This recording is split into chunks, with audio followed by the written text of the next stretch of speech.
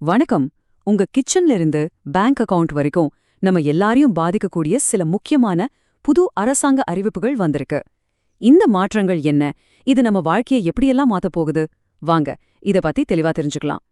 உங்க சமையலறை, உங்க பணப்பை, ஏன் நீங்க வெளியூர் போறது வரைக்கும் எல்லாத்துலயும் தாக்கத்தை ஏற்படுத்த போற இந்த புது ரூல்ஸ பத்தி நீங்க என்ன தெரிஞ்சுக்கணும்?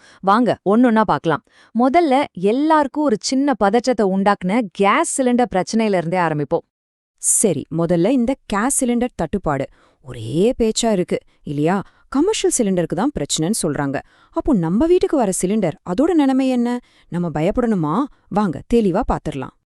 இங்க ஒரு ரொம்ப முக்கியமான விஷயத்த நீங்க புரிஞ்சுக்கணும். இப்போதைக்கு தட்டுப்பாடு இருக்கிறது கமர்ஷியல் சிலிண்டர்களுக்கு மட்டும்தான். அதாவது இந்த ஹோட்டல், பேக்கரி, ஃபேக்டரி மாதிரி இடங்களுக்கு தான். நம்ம வீட்டுக்கு வர சிலிண்டர் சப்ளைல எந்த பிரச்சனையும் இல்ல. அதனால யாரும் தேவையில்லாம பீதியடைய வேண்டாம். சோ முக்கியமான பாயிண்ட் இதுதான். அடுத்த 20 நாளைக்கு, நல்லா கேட்டுக்கோங்க, 20 நாளைக்கு நம்ம வீட்டுக்கு வர 14 கிலோ சிலிண்டர் சப்ளைல எந்த பிரச்சனையும் இருக்காதுன்னு அரசாங்கமே உத்தரவாதம் கொடுத்திருக்கு. அதனால ப்ளீஸ் தேவையில்லாம சிலிண்டரை வாங்கி ஸ்டாக் பண்ணாதீங்க. ஆனா இங்க ஒரு முக்கியமான எச்சரிக்கை. அரசாங்கம் மானிய விலையில வீட்டு உபயோகத்துக்கு கொடுக்கற சிலிண்டரை யாராச்சும் பிசினஸ் அவசியங்களுக்காக பயன்படுத்தினா அது நமக்கே பெரிய வம்பா முடிஞ்சிரும். அப்படி செஞ்சா தட்டுப்பாடு இன்னும் அதிகமாகி எல்லா வீட்லயுமே கேஸ் இல்லாத நிலைமை வந்துரும். சரி, கேஸ் சிலிண்டர் பிரச்சனைக்கு ஒரு தெளிவு கிடைச்சிருச்சு. அடுத்ததா நம்ம பாக்கெட் விஷயத்துக்கு வருவோம். உங்க பேங்க் அக்கவுண்ட்டுக்கு நேரா பணம் வரக்கூடிய சில நல்ல செய்திகள் இருக்கு. புதுச்சேரியில இருக்கிற சிகப்பு நிற ரேஷன் கார்டு வச்சிருக்கிறவங்களுக்கு ஒரு சூப்பரான செய்தி. மார்ச், ஏப்ரல் 2 மாசத்துக்கான உதவித்தொகையும் சேர்த்து மொத்தமா 5000 ரூபாய் ஒரே தடவையா உங்க பேங்க் அக்கவுண்டுக்கே வரப்போகுது.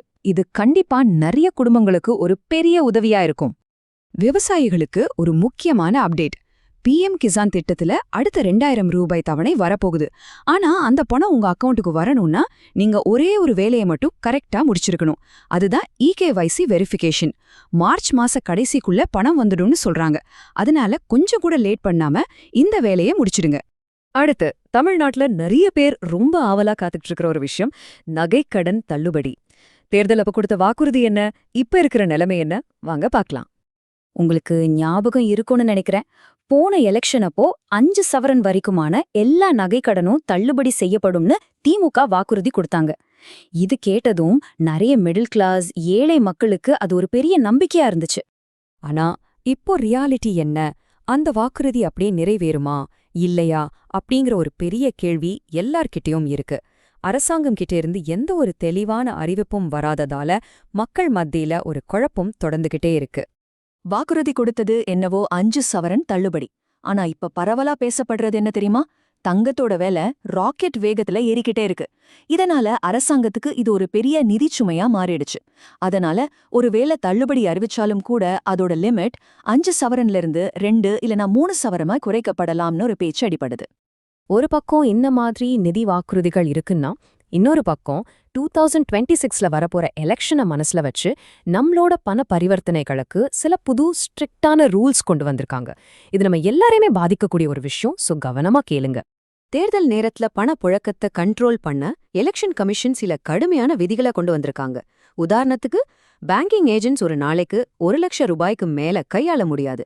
நாம அவங்க கிட்ட இருந்து ஒரு நாளைக்கு வெறும் 5000 ரூபாய் தான் எடுக்க முடியும். ரொம்ப முக்கியமா, நீங்க கையில அதிகமா பணமோ நகையோ வச்சுக்கிட்டு பயணம் செஞ்சா அதுக்கு முறையான பில் இல்லைன்னா ஆதாரம் கண்டிப்பா கையில இருக்கணும். இந்த ரூல்ஸோட நோக்கம் தேர்தல்ல நடக்கிற தவறுகளை தடுக்கிறது தான். அது சரி. ஆனா இந்த திடீர் கட்டுப்பாடுகளால கிராமப்புறங்கள்ல இருக்கிறவங்க, பேங்க்குக்கு போக முடியாத வயசானவங்க, அப்புறம் டெய்லி சம்பளத்தை நம்பி வாழ்ற தொழிலாளர்களுக்கு இது பெரிய கஷ்டத்தை கொடுக்கும் அப்படிங்கறதும் ஒரு முக்கியமான விஷயம். சரி, கடைசியா ரொம்ப ரொம்ப முக்கியமான ஒரு பகுதிக்கு வந்திருக்கோம். நீங்க கண்டிப்பா ஞாபகம் வச்சுக்க வேண்டிய சில டெட்லைன்ஸ். இந்த தேதிகளை மிஸ் பண்ணிட்டீங்கன்னா உங்களுக்கு கிடைக்க வேண்டிய பலன்கள் கிடைக்காம போயிடலாம். சோ கொஞ்சம் கவனமா கேளுங்க. 2 முக்கியமான தேதி. 1, PM கிசான் பணம் வேணும்னு நினைக்கிற விவசாயிகள் மார்ச் மாசம் முடியறதுக்குள்ள EKYC வெரிஃபிகேஷனை முடிச்சிடணும். 2, எல்லா ரேஷன் கார்டு வச்சிருக்கிறவங்களும் ஏப்ரல் 1ஆம் தேதிக்கு முன்னாடி உங்க கைரேகைய பதிவு பண்ணிடணும். இதை செய்யலன்னா ரேஷன் பொருட்கள் வாங்குறதுல சிக்கல் வர வாய்ப்பு இருக்கு. நாம இப்ப பார்த்த இந்த மாற்றங்கள், கேஸ் சிலிண்டர்ல இருந்து எலெக்ஷன் விதிகள் வரைக்கும், இது வெறும் அறிவிப்புகள் மட்டும் அல்ல, நம்மளோட அன்றாட வாழ்க்கைய நேரடியா பாதிக்க போற உண்மைகள். இப்போ கேள்வி இதுதான், இந்த மாற்றங்களை சமாளிக்க நீங்க தயாரா இருக்கீங்களா? யோசிங்க, அதுக்கேத்த மாதிரி தயாராகுங்க.